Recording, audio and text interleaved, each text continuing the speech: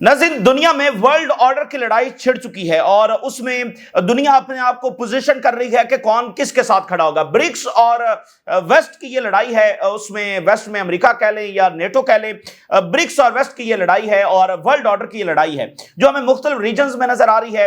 वो मुख्तलिफ शक्ल में नजर आ रही है, कहीं तिजारती जंग में नजर आ रही है, कहीं गवर्नमेंट गिराने में नजर आ रही है, कहीं जो बराह रास्त मिलिट्री कॉन्फ्लिक्ट्स के अंदर जो नजर आ रही है और मुख्तलिफ दौरे हो रहे हैं, मुलाकातें हो रही हैं। तो अभी दरमियान में उड़ती उड़ती एक खबर आ रही है कि ट्रंप जो है वो पाकिस्तान का दौरा कर सकते हैं। ये एक खबर जो है वो अचानक से रिपोर्ट होना शुरू हो गई है क्योंकि जो पाकिस्तान के जो चीफ मार्शल है उनकी मुलाकात भी ट्रंप के साथ हुई थी। तो अब ये खबर आ रही है कि ट्रंप पाकिस्तान का दौरा कर सकते हैं। इसके ऊपर हम तफसीली बात करेंगे कि अगर दौरा होता है नहीं होता, लेकिन अमेरिका इस वक्त क्या डिमांड कर रहा है इन तमाम ममालिक से। और चूंकि एशिया मैदान जंग बन चुका है और मजीद बनने जा रहा है और उसमें अमेरिका की जानिब से एक बार फिर यह नारा लगाया जा चुका है कि either you are with us और अगेंस्ट अस, तो उसमें पाकिस्तान जैसे मालिक और दीगर मालिक वो अपने आप को कैसे पोजीशन करेंगे और इसका बराह रास्त ताल्लुक वर्ल्ड ऑर्डर की लड़ाई के साथ किस तरह है, ये भी आपके सामने रखेंगे। जो हेग ग्रुप का इजलास हुआ और बड़ा हिस्टोरिक वहां पर इकदाम उठाए गए हैं इसराइल को असला रोकने के हवाले से,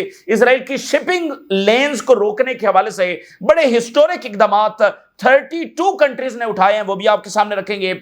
ये पहली बार इस नौयत के इकदाम हैं जो दुनिया ने उठाए हैं। और इसके साथ ईरान ने कहा है कि वेस्ट जो तैयारी कर रहा है सैंक्शंस लगाने की, उसका भरपूर अंदाज में जवाब दिया जाएगा। उधर यूरोप में मामला खराब हो गया है। ट्रंप ने यह कहा था कि हम असलहा देंगे यूक्रेन को, लेकिन पे करेगा यूरोप।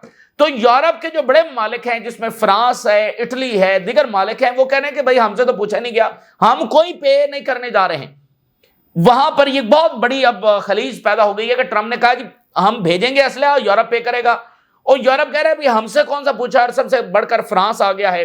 और इसके साथ यूरोपीय यूनियन जो है उसने कहा कि बड़ा सख्त जवाब दिया जाएगा अगर टैरिफ इंपोज कर दिए जाते हैं और कोई मामला तय नहीं होता तो फिर हम भरपूर जवाब देंगे। उधर जो ट्रंप इंतजामिया है वो अंदरूनी तौर पर शदीद इख्तलाफात का क्योस का शिकार है, जिसमें बड़ी डेवलपमेंट यह है कि जो माइक जॉनसन है जो स्पीकर हैं और बहुत करीब हैं ट्रंप के, और वो भी मेक अमेरिका ग्रेट अगेन वाले ताल्लुक रखते हैं, तो उन्होंने ये मुतालबा कर दिया है कि जो एप्स्टीन फाइल्स हैं उनको रिलीज किया जाए।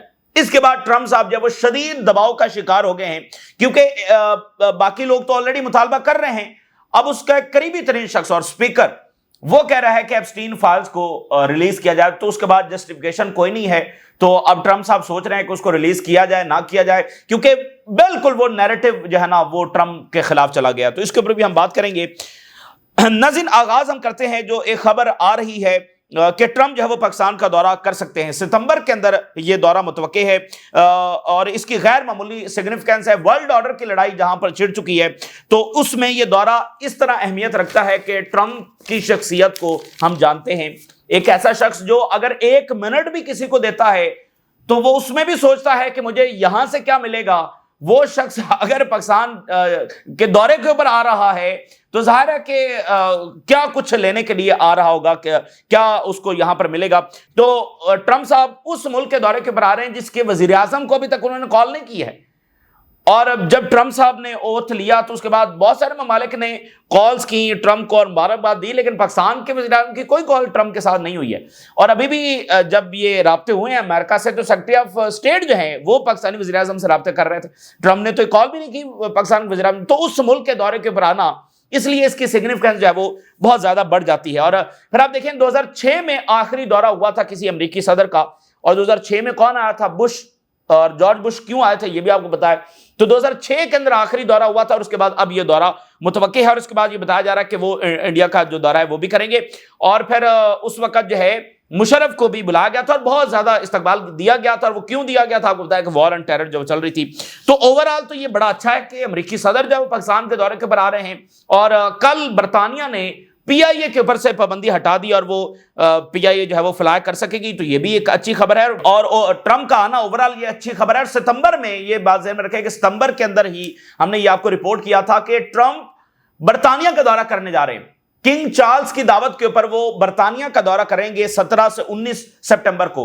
तो मुतवक्के यही है कि फिर वो برطانیہ کا دورہ کرنے کے بعد وہ ایشیا کا دورہ جو ہے وہ کرنے جا رہے ہیں، تو اسی ٹرپ میں وہ آگے ایشیا بھی وزٹ کریں گے۔ اچھا، تو باہر سے تو یہ اچھا نظر آتا ہے، لیکن اگر ہم کارپٹ اٹھا کر اور کریٹیکل انالیسس کریں، جیسے میں نے آپ کو بتایا کہ وہ شخص جو ایک منٹ بھی کسی کو دینے کے لیے تیار نہیں ہے، اس کا پاکستان آنا، اور اس وقت امریکہ ویسے پاکستان کے ساتھ انگیج کر بھی رہا ہے، جو چیف مارشل کے ساتھ ملاقات ہوئی ہے، تو انڈر دی کارپٹ کیا ہے؟ انڈر دی کارپٹ جو ہے وہ اس کو دیکھنے کی ضرورت ہے۔ امریکہ کا ناظرین ریکارڈ ہمارے سامنے ہے کہ جس میں اس نے ہمیشہ پاکستان کو جو ہے وہ جنگوں کے لیے استعمال کیا ہے، چاہے وہ سوویت یونین کے خلاف وار ہو، چاہے پھر وار آن ٹیرر ہو، اور جنگوں کے لیے ایون آپ کو اگر اس بات کے بارے میں جانتے ہیں یا نہیں، جو کوریا کی وار ہوئی تھی اس میں بھی پاکستان کے کچھ فوجی جو ہے وہ امریکہ کے ساتھ گئے تھے۔ تو پرانی ایک ہسٹری ہے کہ جو ایک ریکارڈ ہے کہ امریکہ کوئی اسٹریٹجک ایلائے نہیں ہے پاکستان کا، نہ ہی اس نے اس طرح سے پاکستان کو کبھی ٹریٹ کیا ہے، بلکہ ہمیشہ جنگوں میں اور اپنے مقصد کے تحت اس کو استعمال کیا اور پھر اس کو جو ہے وہ ٹیشو پیپر کی طرح جو ہے وہ چھوڑ دیا۔ یہی امریکہ کرتا رہا ہے۔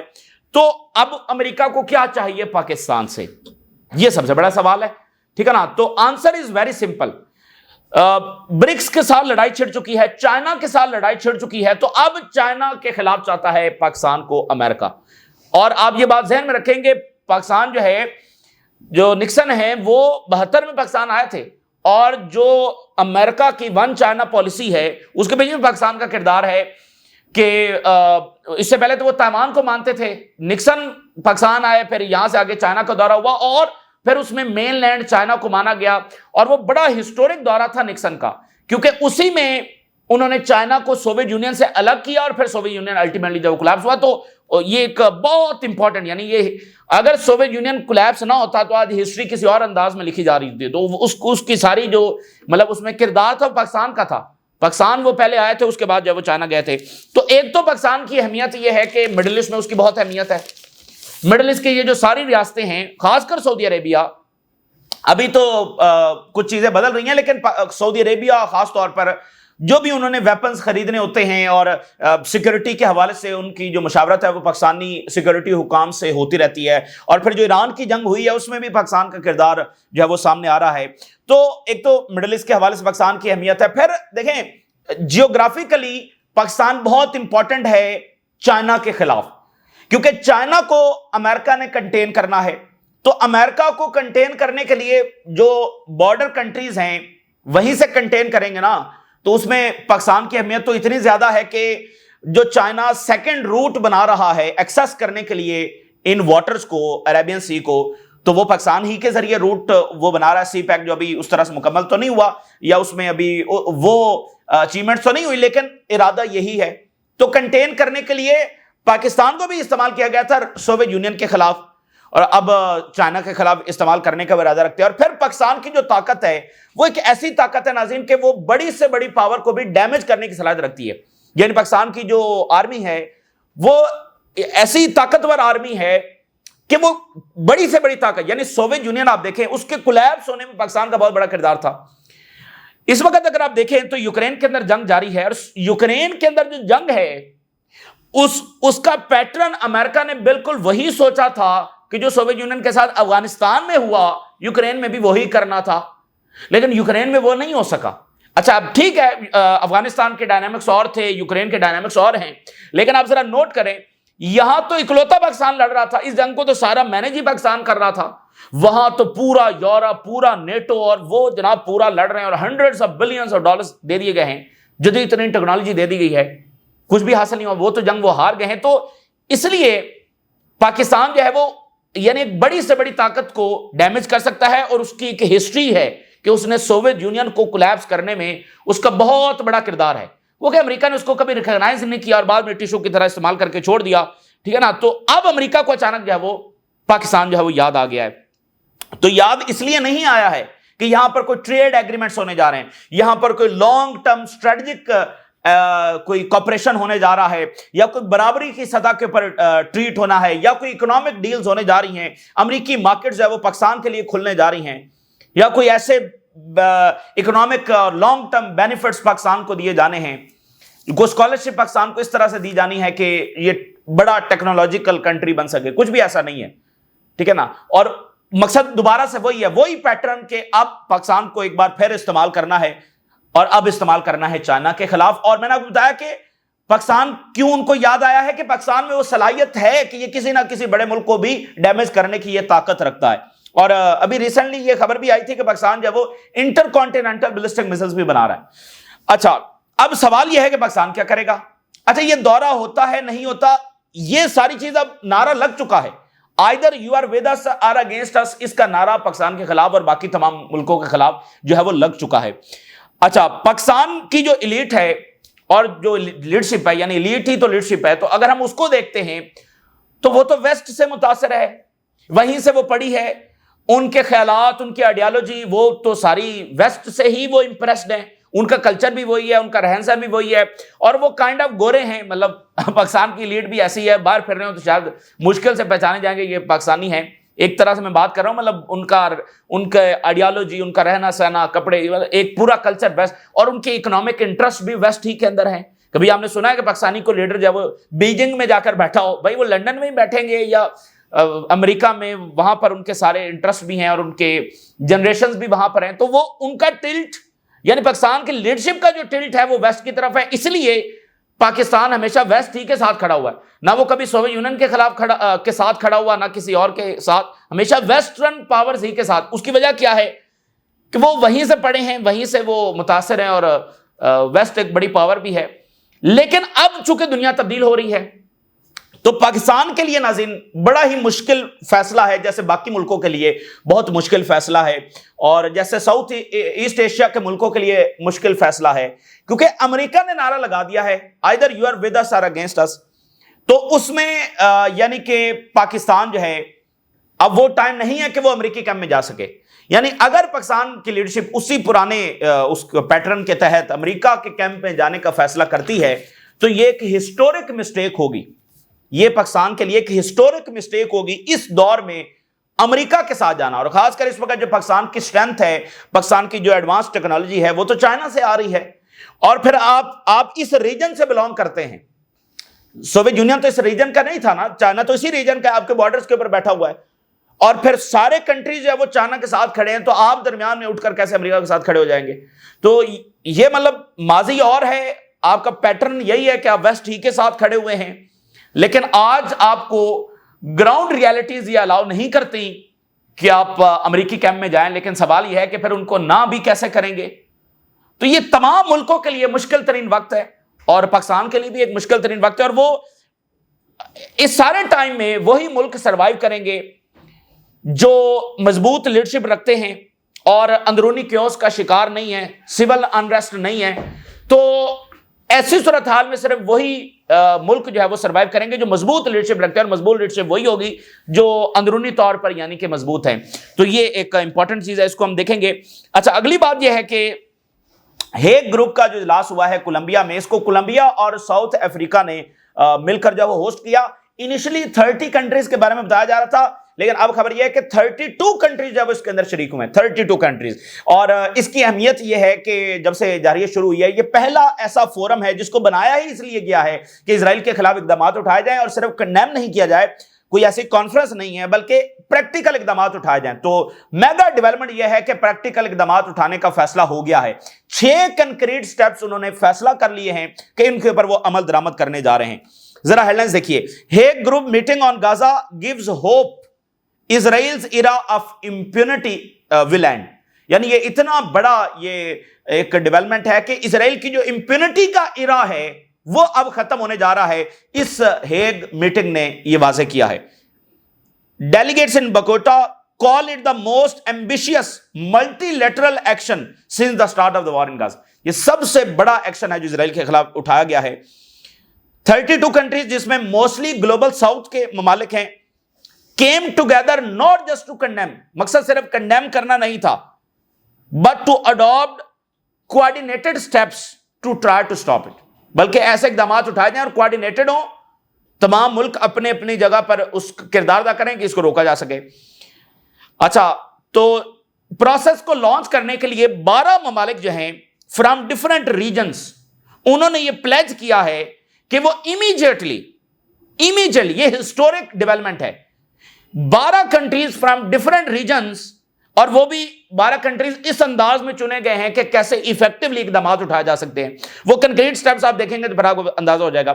6 کنکریٹ سٹیپس اٹھائے جائیں گے. کیسے؟ پروویژن اور ٹرانسفر آف آرمز ٹو اسرائیل. اسرائیل کے لیے جو اسلحہ سپلائی ہے اس کو روکا جائے گا امیڈیٹلی. دوسرا، stopping the transit of vessels that might be use to carry arms to Israel. یہ سب سے بڑا سٹیپ ہونے جا رہا ہے کیونکہ ان ملکوں سے ڈائریکٹ اسلحہ تو اسرائیل کو جا نہیں رہا, تو وہ روکیں گے کیسے؟ تو ایسے روکیں گے, یعنی کہ مثال ساؤتھ افریقہ ہے, ادھر ریڈ سی میں بلاکڈ ہے, تو ادھر سے جہاز گھوم کر ساؤتھ افریقہ سے ہو کر گزر کر جا رہے ہیں. تو یہ ممالک جو ہیں کوئی بھی جہاز جو اسرائیل کی طرف جا رہا ہے اس کو اپنی بندرگاہوں پر نہیں, اور کوئی بھی ٹرانزٹ جو ہے اس کو نہیں ہونے دیں گے, کیونکہ یہی جہاز تو اسلحہ لے کر جا رہے ہیں, ریڈ سی سے تو جا نہیں رہے. تو جو دوسرے راستے سے جا رہے ہیں, ٹھیک ہے, موروکو کا بہت امپورٹنٹ رول ہے کیونکہ موروکو میں اگر وہ جبل طارق اور وہاں سے وہ جہاز, تو اسپین سامنے, اچھا اسپین بھی اس میں شامل تھا. اب آپ دیکھیں نا, ایک طرف ریڈ سی ہے, دوسری طرف اسپین ہے, جبل طارق ہی سے جہاز گزر رہے ہیں, تو اسپین بھی اس کے اندر شامل تھا. تو ٹرانزٹ جو ہے آف دا شپس وہ نہیں ہونے دیا جائے گا. یہ ایک بہت بڑا سٹیپ ہونے جا رہا ہے, اور اس سے کافی پرابلمز بھی ہوں گی. اور انشور کیا جائے گا کہ جو پبلک فنڈز ہیں are not use to support Israel's illegal occupation of the Palestinian territory. اور پیلسٹائن کے جو ایمبیسڈر ہیں ان دا یونائٹڈ نیشن, انہوں نے اس کو ایک ہسٹورک اقدام قرار دیا ہے, یعنی پیلسٹائن نے اس کو ایک ہسٹورک اقدام قرار دیا ہے. This will be the beginning of dismantling of what many here called an era of impunity for Israel. اس کو اس انداز میں دیکھا جا رہا ہے کہ جو امپینٹی ہے اسرائیل کی, استثنا کہ وہ جہریت کرتا چلا جا رہا ہے, اس کا بہرحال اختتام ہوگا. اچھا, ایران سے جواب آیا ہے. ایران کہہ رہا ہے کہ Iran will not yield to snap back threats. Iran foreign minister adviser سے جو بھی یہ دھمکیاں لگا رہے ہیں کہ ہم سینکشنز لگائیں گے, اور سنیپ بیک جو میکانزم ہم نے آپ کو بتایا, وہ اس سے کسی طور پر ہم تھریٹن نہیں اور کسی طور پر پریشرائز نہیں ہوں گے. جو ہمارا لیجیٹیمیٹ رائٹ ہے بیلسٹک میزائلز اور یورینیم انریچمنٹ, وہ اسی طرح سے جب جاری رہے گی. یورپ میں ناظرین سب سے بڑا رولا پڑا ہوا ہے. ہم ویسٹ کا کولیکٹیو جو کولیپس ہے وہ دیکھ رہے ہیں, ویسٹ کا اوورال زوال دیکھ رہے ہیں, ایک دوسرے کے ساتھ ان کی لڑائی ہے. اچھا, اب دو اس وقت پھڈے پڑے ہوئے وہاں پر. وہ یہ ہے, ایک تو ٹریڈ کا مسئلہ ہے, اور ٹریڈ وار جو ہے وہ دونوں کے لیے اچھی نہیں ہے, نہ امریکہ کے لیے نہ یورپ کے لیے, لیکن ٹرمپ صاحب نے شروع کر دی ہے, اور امریکہ کے, یورپ کے سب اکانومسٹ وارن کر رہے ہیں کہ یہ اوورال ویسٹ کے لیے اچھا نہیں ہے. خیر, تو یہ شروع ہو چکی ہے. آج جو ہے وہ آج کل کے اندر جو یورپی یونین کے نمائندے ہیں واشنگٹن پہنچ رہے ہیں ایک آخری اٹیمپٹ میں کہ معاملات طے ہو جائیں اور ٹرمپ یہ ٹیرف واپس لے لیں. لیکن اگر یہ طے نہیں ہوتے تو فرانس نے کہا ہے, یورپی یونین نے, فرانس نے, ان سارے ملک نے, کہ سخت ترین ڈیسائسو اقدامات امریکہ کے خلاف اٹھائے جائیں گے. میں آپ کو بتا دوں کہ اگر امریکہ کے خلاف یورپی یونین کے ٹیرف لگ گئے تو یہ ایک بہت بڑا ٹرننگ پوائنٹ ہوگا اس ورلڈ آرڈر کے اندر. France rallies European Union support to deploy trade weapons against Trump tariff as Trump threat. اس نے کیا ہے کہ نیو ٹیرف آن یورپی یونین کے اوپر لگائے جائیں گے. France push the bloc to consider activating the toughest. France نے کہا کہ ٹفسٹ جو ایکشنز ہیں, ٹریڈ ڈیفنس ٹول, یہ استعمال کیے جائیں. Growing calls for unity and retaliation. Unity اس لیے کہ دیکھیں, اگر دیکھیں یورپینز بھی تو یہی طریقہ دوسروں کے خلاف استعمال کرتے ہیں نا, آج ان کے خلاف استعمال ہو رہا ہے کہ آپ ڈیوائیڈ کر دیتے ہیں بھئی, دو چار ملکوں کو درمیان میں ڈیل دے دی, ان کے مطابق ڈیل دے دی, باقی آپ دیکھ رہے ہیں کہ بھئی ہم کیا کریں.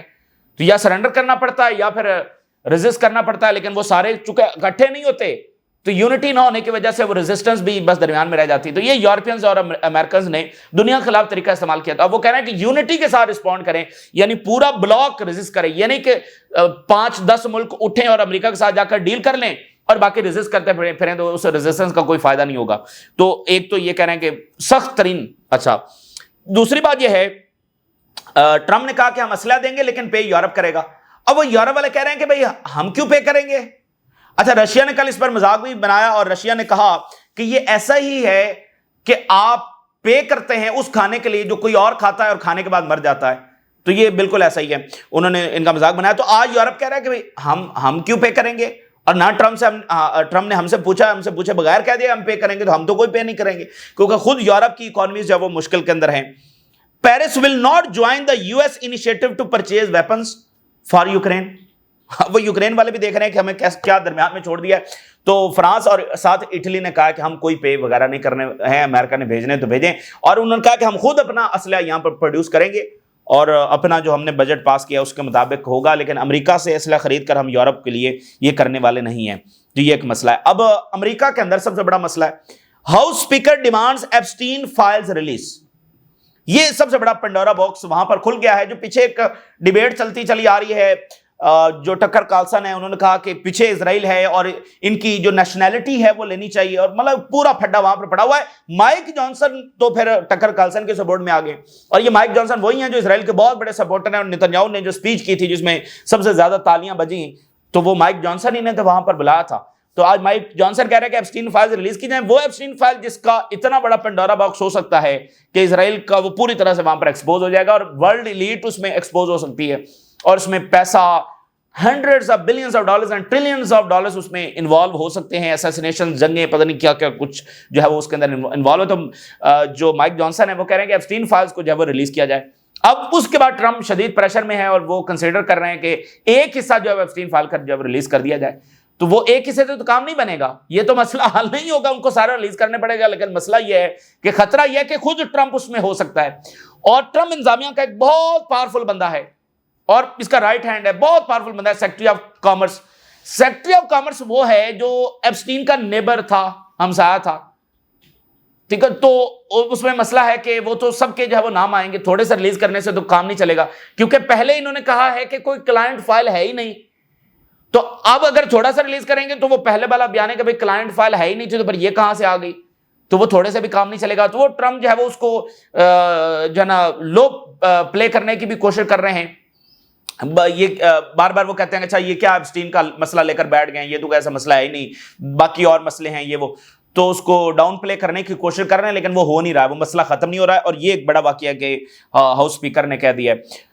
तो ये इस वक्त क्राइसिस है जो दुनिया में है, और उसमें गजा की जारी है, और उसमें गजा के सीज फायर दरमियान में अटका हुआ है। लेकिन और सबसे बड़ी डेवलपमेंट जो इजराइल के अंदर हो रही है कि दो पार्टीज छोड़ गई हैं। देखते हैं कि क्या वो इस महीने के एंड से पहले नतीजा खेज साबित होती है, या कनेसर जो है वो रिसेशन पर चली जाएगी। ये इस वक्त की बड़ी डेवलपमेंट से आपने राज लगा कर इजाजत। अल्लाह हाफिज।